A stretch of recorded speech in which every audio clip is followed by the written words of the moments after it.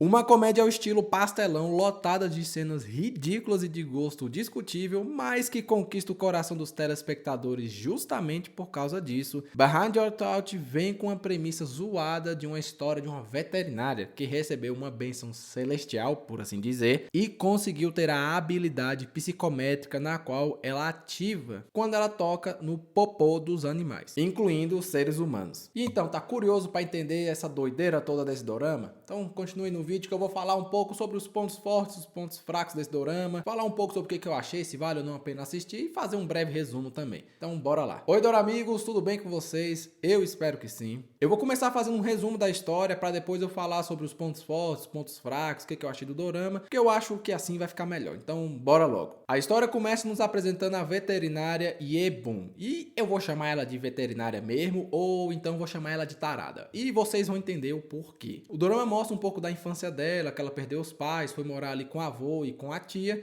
e que ela terminou ali o ensino médio, foi para a faculdade, se formou em veterinária para continuar a tocar a clínica do avô dela. Em um certo dia, a veterinária foi atender um chamado noturno de um cliente, só que aí tava acontecendo uma chuva de meteoros, um negócio mais doido ali, mas até que um desses meteoros atingiu tanto ela quanto o dono da vaca que estava sendo examinada, fazendo com que ela e o dono dessa vaca ficassem dormindo por 3 dias e também adquirissem uma habilidade nova, que é de ver o passado dos indivíduos quando ela toca o bumbum, o traseiro, os glúteos, seja lá como você queira chamar. A veterinária ela ficou um tanto perturbada com a situação porque ela descobriu isso sem querer com a sua gatinha e com o seu cachorro e acabou deixando ela espantada, que eu não retiro a razão. Imagina você tá lá de boa, aí toca lá no popô do seu cachorro e descobre que ele fica o dia inteiro correndo atrás dos motociclistas lá e derrubou lá o teu primo de moto. Olha que triste. Apesar que dependendo do primo você ia achar era bom, né? E por causa dessa situação, a veterinária começou a fazer um teste em tudo, desde objetos a animais e também em seres humanos. Dentre um desses testes em humanos, a veterinária tentou fazer isso num ladrão lá no ônibus, que ela viu o homem roubando, tocou lá a bunda dele e viu que deu certo. Só que aí ela foi tentar de novo, vai lá aplicar o golpezinho. Um policial aparece e prende ela justamente por assédio sexual. E aí, minha filha, a história vai pro ladeira abaixo. Esse policial que prendeu ela é o Jang, que é um dos protagonistas da série. Ele é um cara que veio lá de Seul, a capital da Coreia, foi pra Monji, que é a cidadezinha do interior. O motivo disso foi por problemas internos que ele teve na polícia, e o que ele mais deseja é ter novos casos para reconquistar a carreira dele e voltar logo para a capital. Então eu vou chamar o detetive Jang de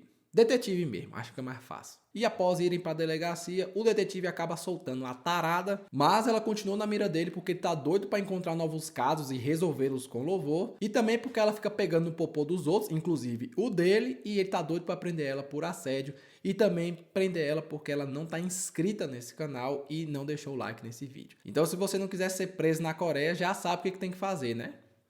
Aproveitando que a tarada tá doida com essa situação, ela foi ao médico tentar resolver. E o que aconteceu? Não resolveram nada. E por causa disso, ela achou que era uma questão espiritual e resolveu ir em um xamã. Chegando lá, o dorama mostra pra gente que esse xamã é muito de um charlatão, de um safado. E que, por fim, ele diz pra veterinária que a solução dela era virar uma xamã. Só que pra isso, ela precisava fazer o ritual e, obviamente, gastar um tantão de dinheiro. Ou seja, o bicho era muito safado. E enquanto a tarada decide se vai ou não fazer isso, a clínica dela tá lotada de gente, o que deixou ela e a tia dela muito felizes, né? Até porque as contas estão sendo pagas e essa é a principal fonte de renda da família. Entretanto, a veterinária insiste em acabar logo com esse poder e ter a vida dela de boa. E para isso ela decidiu fazer o ritual, que foi um fracasso, foi uma zoeira total. Eu ri demais vendo as cenas. E mesmo após ela perceber a safadeza do charlatão, ela ainda quis continuar com a ideia de deixar a clínica. E isso fez a tia dela ficar muito doida, né? Porque a clínica é a principal fonte de renda delas, até que chega um momento à noite que novamente aparece um cliente pedindo uma ajuda. E esse cliente é o mesmo cara da história lá da vaca, que ela adquiriu o poder lá por causa disso. Obviamente a veterinária ficou um tanto receosa, e com razão, né? Mas a tia da veterinária obriga ela a ir. Chegando na fazenda, a veterinária descobre que o dono lá das vacas também adquiriu esse poder, só que o caso dele ele tem que pegar na perna da pessoa. Só que no caso dele, o colateral era que cada vez que ele usava essa habilidade, ele ficava um pouco mais careca, o que deixou a veterinária muito preocupada. Eu também fiquei um pouco preocupado, porque eu nem tenho essa habilidade e o colateral já tá vindo pra mim, velho. Oh, meu Deus do céu. Imagine pra ela. Inclusive, se você quiser pagar um tratamento pra mim, eu tô aceitando, viu? Mas não é pros cabelos da cabeça, não. É o da barba, tá bom?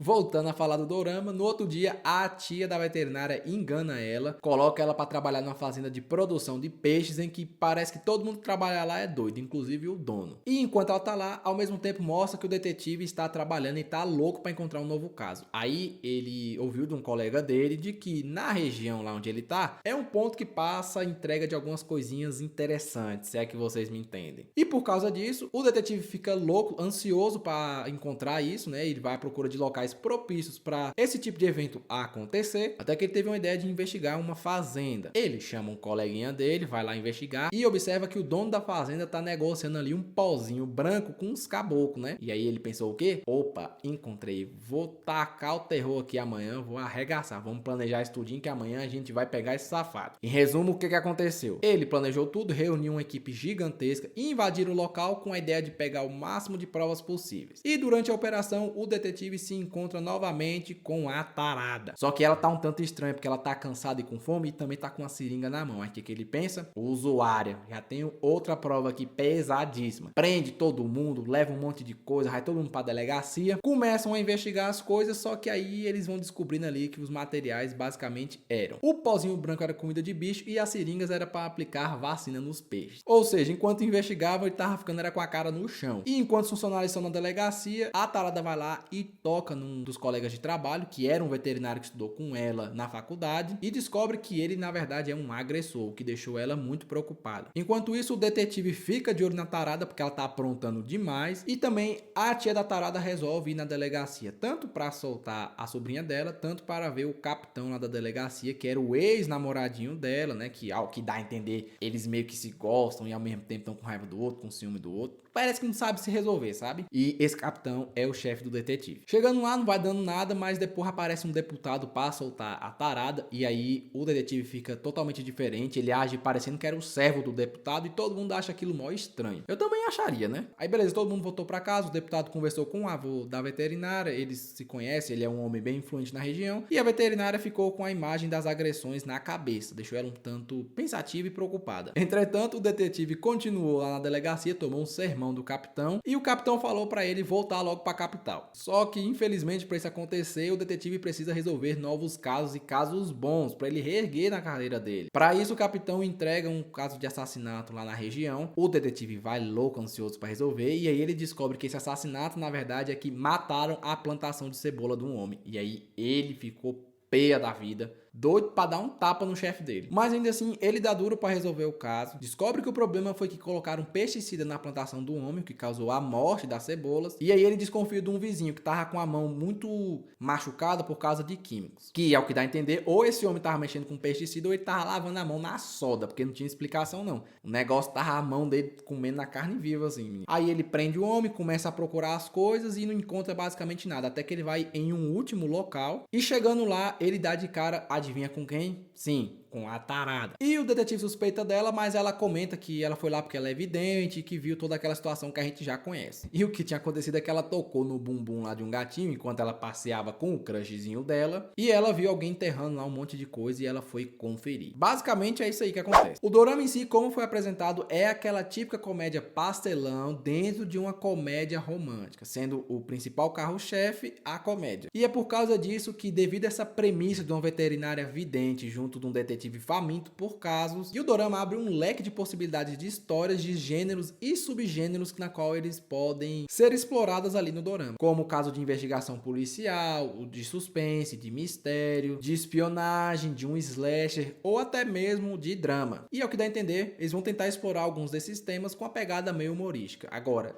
vai dar certo? Não sei. Vamos ver o que o futuro vai mostrar pra gente. Ao que tenho notado, esse dorama tá explorando muito a questão da comédia, mas muito mesmo. E é justamente pela proposta do dorama, que inicialmente ele foge da realidade e depois tenta se ambientar em um mundo real, por assim dizer. Nem as cenas de comédia e nem as de tragédia estão fugindo muito da realidade. Você consegue ali comprar facilmente as ideias nas cenas. Obviamente, o dorama desde o início deixou isso muito bem claro, que ia entrar na mente dos telespectadores pra esse besterol sem fim. Mas o que eu observo é que esse besterol não está sendo tão explorado assim, de tal forma que fique muito enjoativo, justamente por causa das frequências de cenas bobas, por assim dizer, e ele também nem tá deixando isso muito de lado, de tal forma que você passe a comprar o dorama como algo mais real e não tão bobo e humorístico assim. Ao meu ver, está sendo bem dosado, tanto os momentos com os protagonistas, o momento ali dos policiais, dos casos de polícia também, a questão ali na clínica. Estão explorando muito bem a questão lá do policial que era da capital, que foi pro interior achando que vai melhorar de vida, pegar casos exuberantes. A questão da polícia do interior também, os casos que tem, né, que lá é bem mais tranquilo, né, aquela doideira de capital. Eu tô achando isso o máximo. E pra mim está sendo muito bem utilizado esse besterol sem pecar muito nas cenas. Ao meu ver, o principal problema desse dorama é justamente a proposta e a premissa dele de ser uma comédia pastelão, porque ou ele pode dar certo ou quando ele dá errado, dá muito errado, e muito errado mesmo. Só que para dar certo, o roteiro e a direção tem que ser muito bem trabalhados. Além disso, pode ser que eles enrolem demais para entregar ali o objetivo do dorama ou o que ele tá prometendo. E dessa forma eles vão deixar algumas lacunas bem extensas de enrolação e de besteira mesmo, só para preencher o tempo. Então é o que eu falei, ou vai dar certo ou vai dar muito errado. E pela história do dorama,